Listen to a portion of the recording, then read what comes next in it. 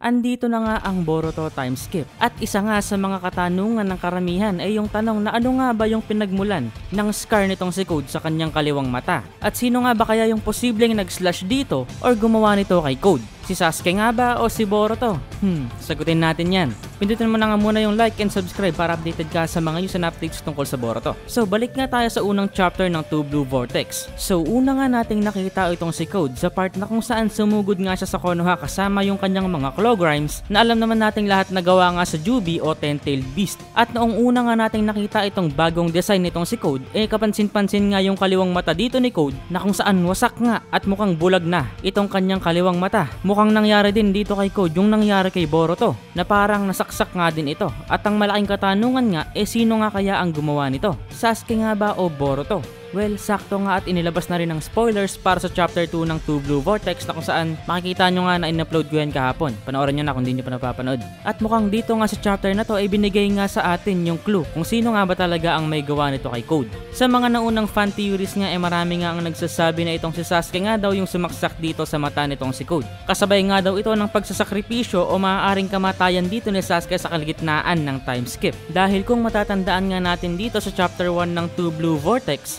reveal nga dito ni Code na after nga ng isang taon noong umalis nga si Sasuke at Boruto sa Konoha, dito nga siya nagsimulang mag-hunting para dito kay Boruto dahil apektado nga rin itong si Code ng omnipotence ni Ada. At ang nakatanim nga sa utak niya itong si Boruto nga yung Kawaki na dati pa niyang naiinggitan dahil itong si Kawaki nga yung naging successful vessel para kay Ishiki Otsutsuki at hindi nga itong si Code. At mula nga noon hindi na nga nilubayan ni Code yung hunt niya dito kay Boruto. At base nga dito sa pag-uusap ni Boruto at Code, mukhang 2 years ago nga may close encounters silang dalawa dito ni Code. Pero mukhang noon nga tumakas o tumakbo itong si Boruto dahil wala pa nga siyang chance noon na manalo dito kay Code. Base yan dito sa sinabi ni Code sa chapter 2. Kaya nga dito hindi makapaniwala si Code na sinasabihan siya ngayon ni Boruto na mamamatay nga siya o binibigyan siya ng death threat nitong si Boruto kapag hindi daw niya inalis itong mga claw grimes niya sa Konoha. Posible nga guys na sa mga encounters nga nitong si Boruto at Code andun din si Sasuke. Dahil si Sasuke lang naman yung kasama nitong si Boruto noong mga panahon na yon. At dahil nga noong mga panahon na yon hindi pa nga ganun kalakas si Boruto para talagang tapatan nitong si Code. Dahil pwede nga hindi pa niya nakokontrol noon ng maayos yung karma at second stage ng karma at may threat pa nga sa loob ng katawan ni Boruto ang possession nitong si Momoshiki. Na alam nga nating iniiwasan din itong si Boruto para hindi nga malagay sa danger yung buhay ng kanyang sensei na si Sasuke. Dahil once nga na makontrol nitong si Momoshiki yung katawan ni Boruto alam nga nating papatayin nga ni Momoshiki itong si Sasuke.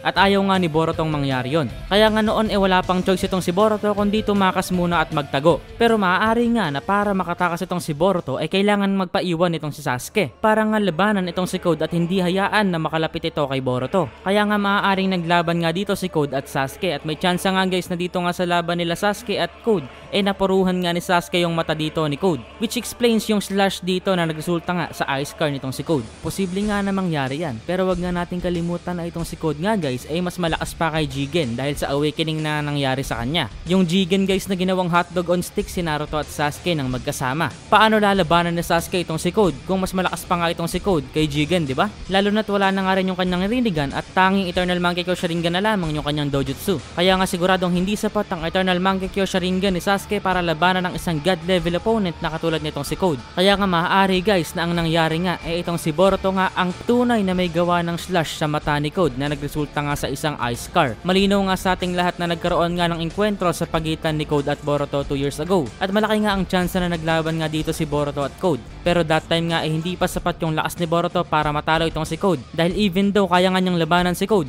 posible nga na may ibang mga problema na kailangan i-prioritize itong si Boruto instead na makapaglaban kay Code. Kaya nga pinili ni Boruto na umiwas muna sa pakikipaglaban at mag-focus nga muna sa training at pagpapalakas niya. Kaya nga kahit siguro no choice itong si Boruto dito kundi lumaban, hindi nga siya lumaban para manalo, kundi lumaban nga siya with the purpose na makatakas at makalayo. At ang maaaring ginawa nga dito ni Boruto nakipaglaban kay Code at nakahanap nga siya dito ng isang butas sa depensa ni Code na kung saan ginamit nga niya to para targetin itong mata ni Code gamit ang isang kunai o katana. At matapos nga niyang masaksak ang mata ni Code, maaaring ang agad niyang ginamit ang Otsutsuki ability na space-time jutsu para nga makapunta siya sa ibang dimensyon o lugar. Kasabay nga nito ay pwede rin ginamit ni Boruto ang Otsutsuki ability na burahin o itago yung kanyang chakra signature para hindi siya matrace ng kahit sino. At maaaring ang sinama niya dito si Sasuke at dahil nga dito ay mula noon ay hindi na siya nahanap ni Code until now. At yan nga guys yung maaaring naging kwento dito sa likod ng ice car nitong si Code. Like nyo kung agree kayo sa mga sinabi ko and comment down your thoughts. Also subscribe and kita-kits sa susunod na video and Senpai out. Peace!